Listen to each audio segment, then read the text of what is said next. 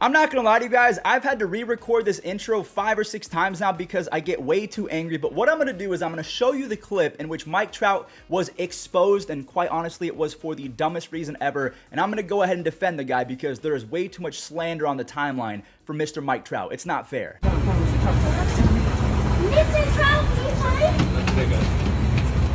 So at first glance, yeah, it doesn't look all that great. You might be thinking, Mike, those were two young baseball fans and they wanted your autograph. You just sign it and move on. Maybe you don't give it to the adults, but when we break it down, those two kids were the children of this guy over here. This guy was essentially directing the kids what to do because he was most likely going to flip those autographs and he was using his children as props. You can see that the kid turns to the person and says, "Is that him?" And then the person confirms that is Mike Trout. Go get that autograph. And then the person recording the actual video is a known autograph seeker. I put that in air quotations because I like to call them stalkers. You are standing outside of a hotel waiting for a player to come out and snag an autograph so you can flip it. I mean, this guy honestly is the biggest POS of anyone involved because not only is he filming Mike Trout not signing autographs and thinking that it's a good idea to post it, trying to make Mike Trout the bad guy, even though he is one of the most prolific autograph signers of any superstar in any sport. He does it at home games, away games. It doesn't matter. Mike Trout generally signs autographs,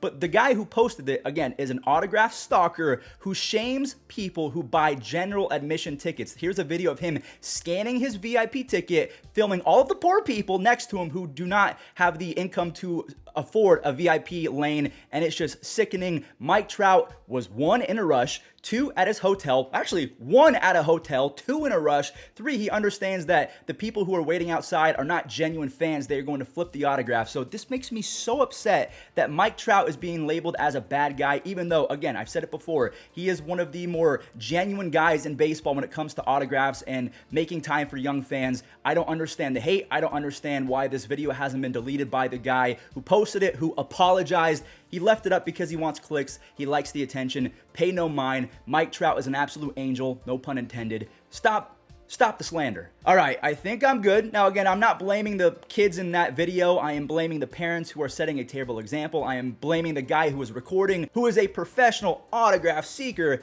Let's face it, you're a stalker. You're showing up at hotels at 5, 6 in the morning. That's weird. That's weird. I'm sorry. We are going to talk about the games from yesterday, but it just reminded me of my first ever All-Star weekend experience. It was in Washington, D.C. We were passing by the Players Hotel, and I saw a sea of grown men waiting for autographs from 2 youngsters, Bo Bichette and Fernando Tatis Jr. Before they were even in the big leagues, they were getting stalked and harassed for autographs. I mean, these are the worst of the worst when it comes to fans, and I'm not sorry for saying that. Now, if you get your autographs, you go home and you put it on your mantle, and that is going to be something that you keep, awesome. I'm happy for you. That is the correct way to go about it, but these people just flip things. So it ruins the experience. Stop being stalkers.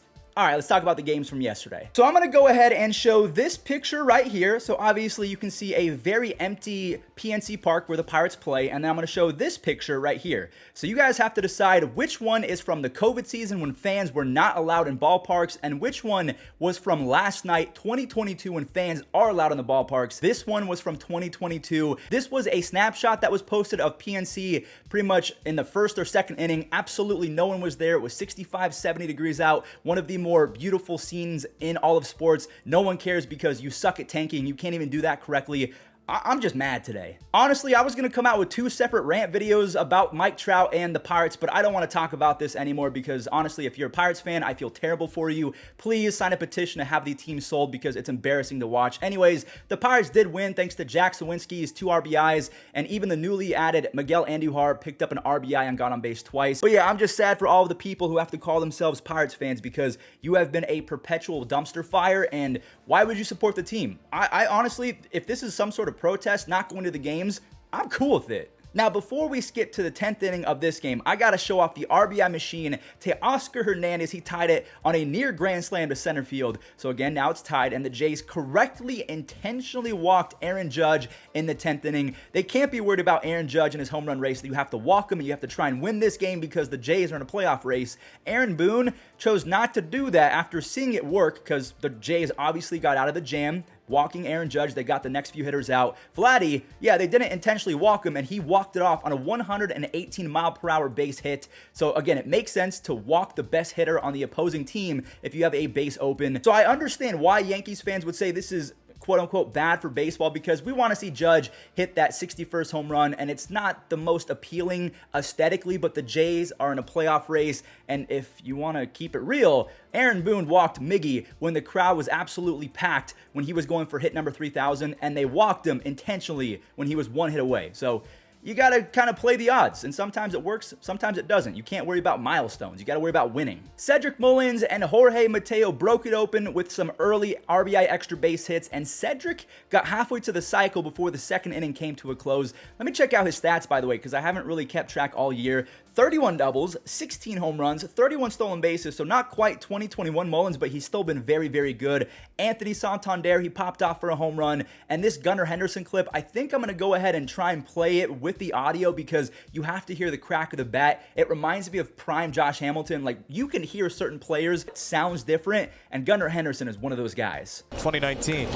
Ooh. Henderson blasts off way back into center field. So Gunnar Henderson now has 11 extra base hits, 17 RBIs, and a 141 OPS plus in his first 89 at-bats. Him and Adley have been monsters to begin their career. Santander had a little deja vu moment. He had 2 home runs in this one, and he has 31 on the year. Even Austin Hayes got in on the home run party. So now if we take a look at the AL wildcard standings, both the Orioles and the Jays took W's. So the Jays are in first place for the wildcard spot after winning their 3rd game in a row, and Baltimore is still 3.5 games back of the Mariners with a week and a half left. So let me know in the comments, who do you think is going to be the final team? I think the top 2 teams will be the Rays and the Jays, but will the 3rd team be the Mariners or the Orioles? Let me know.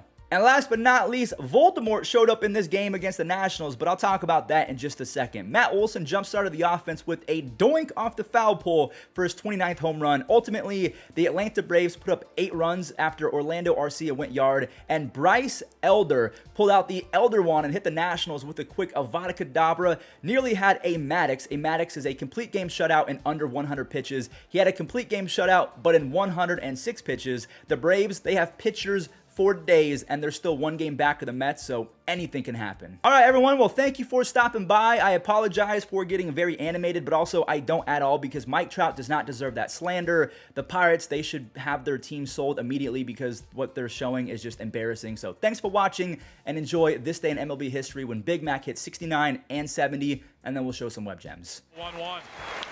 Into left field. Back at the track at the wall. Historic number 69. Into left field. Number 70. How much more can you give us, Big Mac?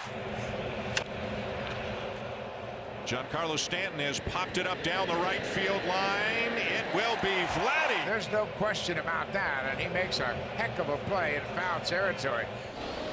1-2. On the ground to second. What a pick by Odor from the seat of his pants. He starts a double play. And you need a little talent. One thing about Odor, he can turn the double play. I mean, first pitch, swing and a fly ball to right. Acuna checks the scoreboard to the middle of the warning track, leaps up, and he makes the catch. Timed that perfectly.